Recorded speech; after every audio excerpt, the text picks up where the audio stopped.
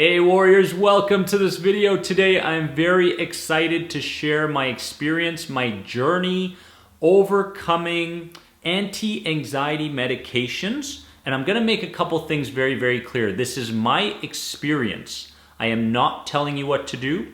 I will never do that. That is not my place. And I want you guys to make sure that you understand the most important element to all of this, which is working with your doctor or psychologist very closely on a plan to wean yourself off of anti-anxiety medications and or antidepressants. So that comes first, my friends. These are my personal experiences. Use them if you wish, but I get a lot of questions, and most of these videos are based around answering the questions that I get in the most abundance from people. So with that said, I want to get going with the first phase that contributed to my weaning off of anti-anxiety medications, which was the preparation phase. I want to emphasize the idea that when I overcame my anxiety in general, I found myself being much more systematic in how my day was going. For example, with anxiety, and a lot of people that I work with as well, they're very emotional. You know, a thought will arise, their limbic system, their mammalian brain will take over. Next thing you know, they become very feeling oriented, very emotional, very attached to that thought or the thing that happened. And I found myself being much more systematic in my approaches. And so it all started with the preparation phase. The preparation phase for me was to set a timeline of what I wanted, how I wanted to feel, and when I wanted to feel that by. Too many people are just trying to take action without understanding and implementing the preparation phase. It's important. And this worked for me well because it gave me an idea of where I was going, when I wanted to get there by, and in great sensory-based language, which means what I could see when I was there, what I could hear, what I could feel, you know, what I could taste, what I could smell. In sensory-based language, I created a timeline, and that just got me really to a deeper level of understanding as far as where I was going in my life. Because if you don't have the vision, the clear vision, in a language that your nervous system can interpret and understand, which is sensory-based language, then you're basically, you know, running one direction and hoping that you're going the other. And we definitely don't want that. So, first things first is I created a timeline. Secondly, I tapped into skill acquisition. And this meant that I saw myself as not having the skills needed in order to create what I wanted to create. This was really important because for a long time, I was taking on the beliefs, the thoughts, the behaviors of my gods, which was my mom and dad growing up between the ages of 0 and 10.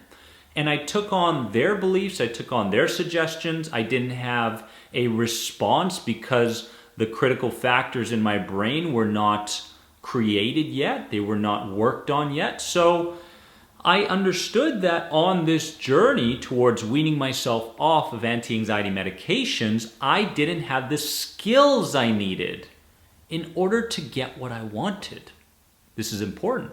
Some of those skills were cognitive and emotional control. I was out of control, completely out of control.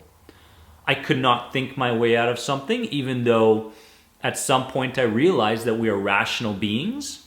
I was like, rational? No, emotional. That just wasn't going to work. And as well, my patience level was just not there. I wanted things quickly because I felt like I was wasting my time with anxiety. I had a life to live. I had people to contribute to. I had relationships to build. I had my creative side to tap into. There were so many things I wanted to do, so my patience wasn't there. Patience is a skill that you need to build. As well, another skill that I knew I needed to build in the preparation phase was that I needed to see the opposite of things. A lot of times with anxiety, we see the worst possible scenario. This is a skill that gets built up. Notice how I'm using the word skill a lot.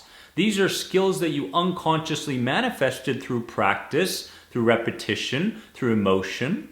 And if you can create the skills that manifest anxiety, guess what? You can create the skills that manifest neutralness, calmness, living with peace, and living with a rational mind. So in the preparation phase, I created a timeline, number one. And number two, I realized that I was lacking some skills. I needed to acquire those skills. Once that was done, I went to the next phase. The next phase was the understanding phase.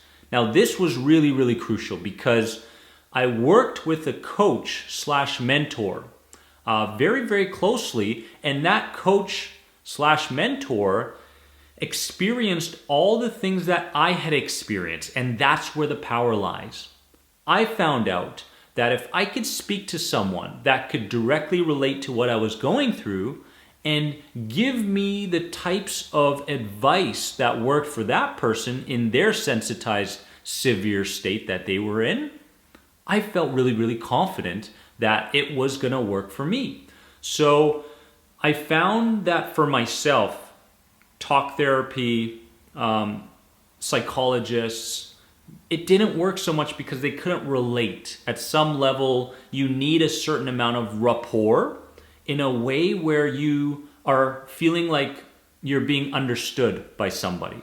You know, I didn't like the idea that people were telling me techniques. I could go get those techniques if I really wanted to, but I was looking for a deeper understanding of what was going on with my mind, body, and spirit, and where these feelings manifested from.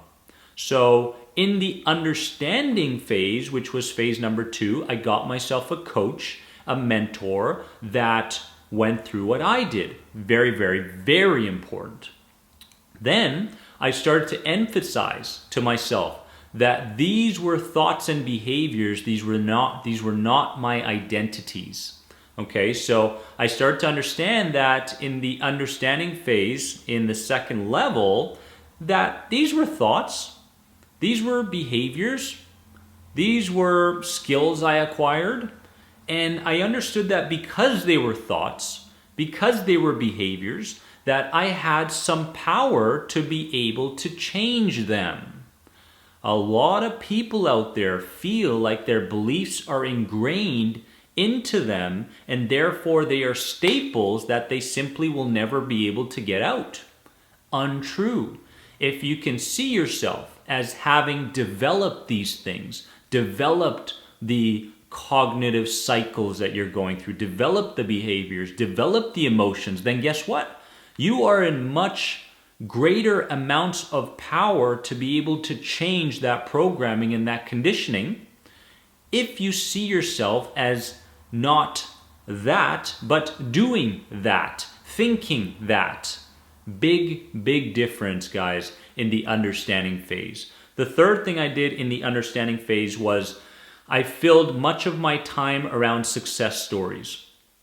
If you think about anxiety people, if you think about people suffering from panic disorder, health anxiety, you name it, and even life challenges, it's this idea that when you feel something, you begin to unconsciously sort for information outside in the outside world that fits the way you feel. So if I feel crappy, I will look for information in the outside world that fits my crappiness. If I am happy, if I am peaceful, if I am anxiety free, guess what? I'm going to sort for information that keeps me in that emotional state. That's how your system works. It wants to maintain a certain amount of equilibrium. Okay, so this is really, really crucial. So I filled my time around success stories consciously. I consciously said, you know what? That person succeeded. I'm going to follow that person. That influencer, oh my God, they went through anxiety as well? People like Oprah Winfrey, Albert Einstein, David Beckham, you name it. All of these influencers today in the world have a story. They all have a story just like you and just like me. And guess what? That story led them to such a deeper understanding of not only themselves, but other people and the world and their future, and getting to a place of not having to judge everything as good or bad.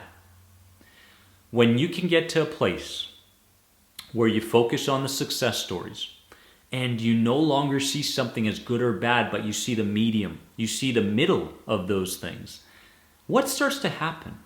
I know I'm going on a bit of a tangent, but hear me out for a second. What starts to happen if I look at myself as being neutral? Not great, not a bad person, whatever, myself, anything. The emotions begin to follow that judgment. What sort of emotions? Neutral. What's your goal? To become neutral.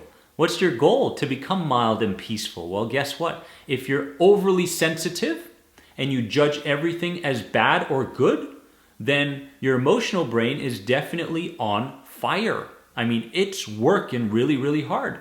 But if I can train myself to not judge so harshly, but observe and place a medium judgment on things, things will change. But let's go back to what we were discussing earlier, which is I filled my time with success stories. I read them, I watched them on videos, I met people that were success stories, you name it, online, offline, it didn't matter. I surrounded myself with the types of people that I wanted to become. Very important. So, the preparation phase was done for me. The understanding phase was being implemented. I gained the clarity. Things were going well. Now it was all up to the application phase, which a lot of people just jump to right away without the first two phases. And this can apply to a number of different things, not just weaning yourself off of anti-anxiety medications. The application phase started with fundamentals, sleep. I focused on resetting my circadian rhythm, which was related to my sleep-wake cycles. At nighttime, I wasn't creating the amount of melatonin that my system wanted to produce when it saw the darkness outside because I was on the tablet, I was on the phone, sending emails, working on my business, stimulated. And then I wondered, why did I wake up every single morning exhausted? Even though I slept 8 to 10 hours, what was happening?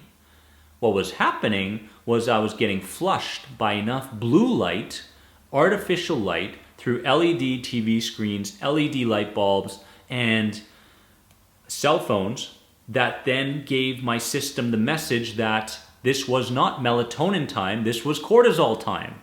And I was awake, I was aware, and even if I slept, I couldn't get to that REM sleep, that deep enough sleep that I was dreaming and rebuilding and refreshing myself. So the first thing I started to do was focus on sleep. This is the application phase. Second thing I did was I started to move. And we all know the benefits of getting active, moving, doing those things. And I started really, really small, and I made sure that I had enough variety that I wouldn't give up. So one day it was Stairmaster, the next day it was walking in the park, the next day it was lifting, the next day it was resistance training, the next day it was HIIT, the next day it was yoga, whatever it was, I was moving my body because there are so many incredible benefits to getting active. And you're going to find that when you get active, you get this sense, this euphoric feeling of accomplishment. And it doesn't matter what you do throughout the day, you have that feeling with you no matter what happens. Nothing can go wrong because you feel like you've accomplished something. You've given back to your body and your system that are working so hard for you. So the second thing I did in the application phase was I got moving, which was fantastic for me and will be fantastic for you. Third thing I did was subtraction. I started to subtract all the things that were creating more anxiety in my life. As I was trying to wean myself off of anti-anxiety medications, I had to subtract things from my life. It wasn't just about applying things and taking action and adding new things to my life. It was about subtracting the things that I knew were adding to my anxiety. Friendships. I had to give up friendships. I had to sacrifice those toxic people because that was creating a toxic environment in my mind, in my heart, and in my body. energy field. So I subtracted some people. I subtracted some processed foods. I subtracted some other habits. And by doing this, I felt a sense of loss. I'm losing people. I'm losing a piece of me. But the question is what are you gaining instead? What are you gaining instead? Rarely do we ever focus on what we're gaining when we give something up. Oh my goodness. That door just opened. That is more than anxiety. And let's focus more on what we're gaining when we give something up, whether toxic or otherwise. Because when one door closes, another door opens. And it's absolutely beautiful, and it applies to you, the anxiety sufferer. Finally, in the application phase, after subtracting, addition. I began to add things in replacement of those things that I subtracted. People, other people. People that help me grow. People that help me see a deeper side of myself. People that were smiling, for God's sakes. People that were happy. People that were not depressed. I took conscious action and began to replace those things that I subtracted. Salty processed foods, such as potato chips. I began to replace those with things like Himalayan sea salt in the morning, just tiny, tiny amounts, and seaweed and other things of that nature. So whether it was processed foods, sugars, salts, whatever it was, I replaced those things with other things that I knew would contribute to this journey of weaning myself off of anti-anxiety medications. And not only that, I kept these habits going way after, that whole journey was done. So my friends, that is what worked for me. 3 different phases, a couple of different things in each and every phase. I do not urge this upon anybody. First and foremost, working with your doctor closely on a plan to wean yourself off. I hope this video helps you in some way, my friends. Make sure to subscribe. Make sure to give this video a like. Share it with someone that needs it, because we will all become more than anxiety in a very short time. I love you. Bye-bye.